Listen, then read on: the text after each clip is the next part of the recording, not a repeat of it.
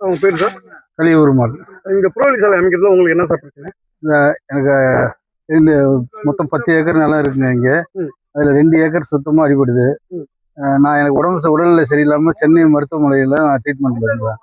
இப்போ வந்து பார்க்கக்குள்ள ரோடு போட்டுருந்து போய் விசாரிக்கக்குள்ள யாருமே அதை பற்றியான சரியான பதிலை சொல்லல. அடுத்தவங்களை சாட்டி விட்டுட்டு இருக்காங்க.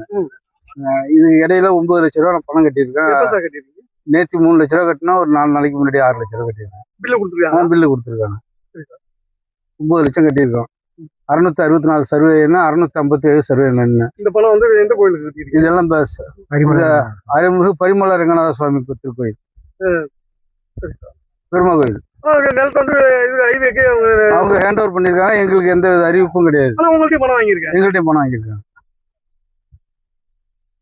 சரி, வேற ஏதாவது சொல்ல விரும்புறீங்க?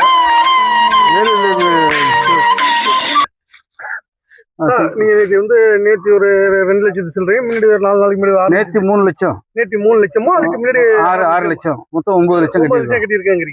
இது வந்து இப்ப இந்த 2 ஏக்கர் நிலம் எடுத்திருக்காங்கல்ல, ஆமா, அந்த நிலத்துக்காக உள்ள பணத்தை கட்டினீங்க? ஆமா, உங்க 10 ஏக்கர் நிலத்தையும் மொத்த நிலத்தையும் கட்டியிருக்கோம்.